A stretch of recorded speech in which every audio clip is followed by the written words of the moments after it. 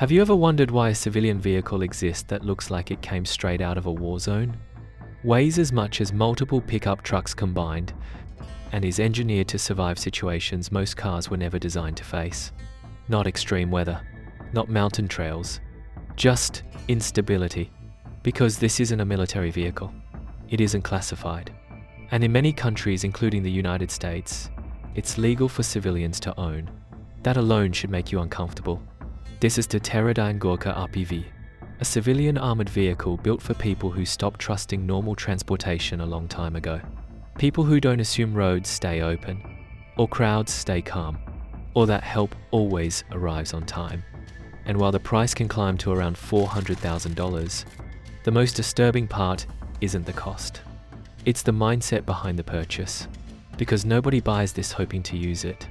They buy it just in case they have to. Here are 22 weird facts about the mobile fortress you're legally allowed to own. Number 22. The $400,000 price isn't where it starts. Despite how extreme the Gurkha looks, that number isn't the entry point.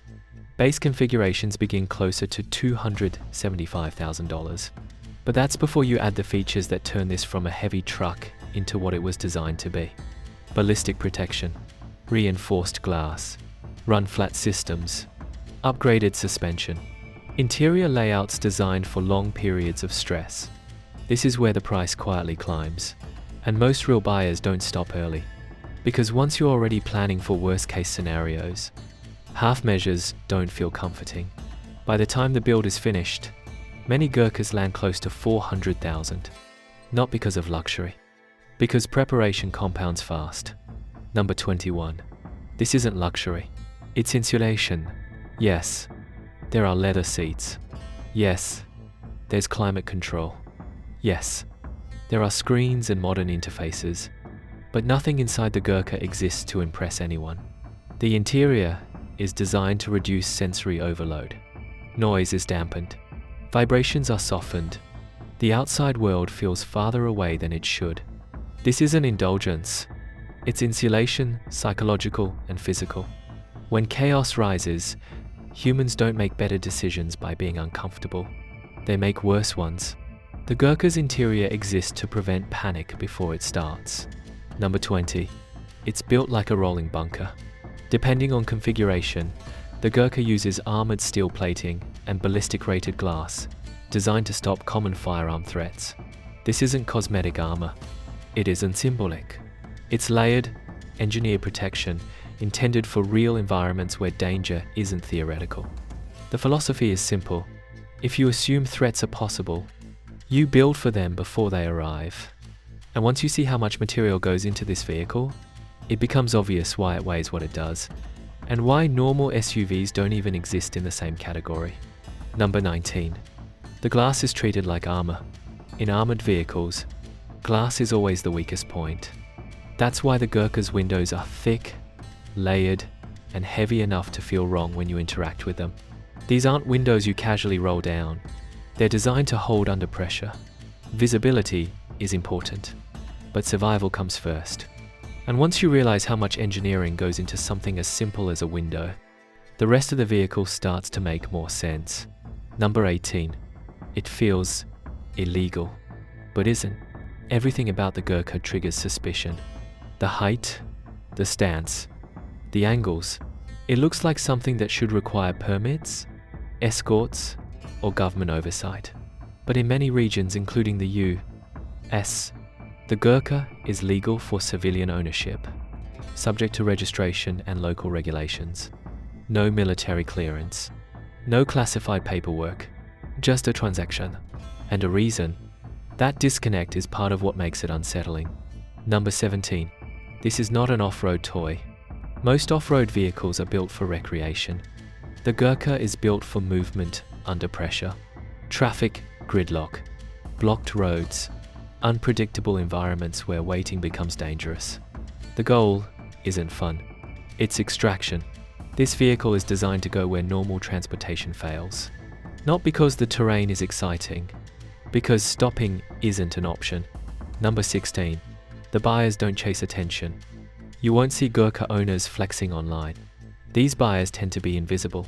Private security firms, high-risk executives, government contractors, individuals operating in regions where stability isn't guaranteed. The common thread isn't ego, it's experience. People who've already seen how quickly normal assumptions break down. Number 15. Pause for a second. Seriously, pause the video.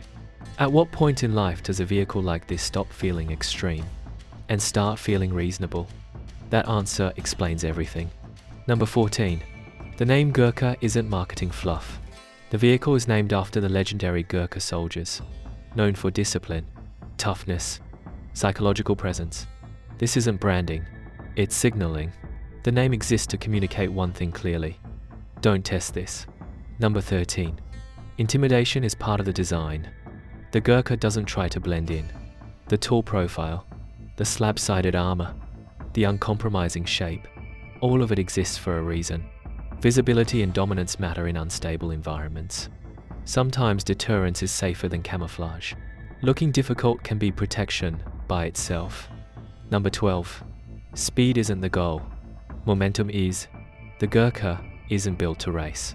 It's built to maintain movement, through debris, through obstacles, through uncertainty.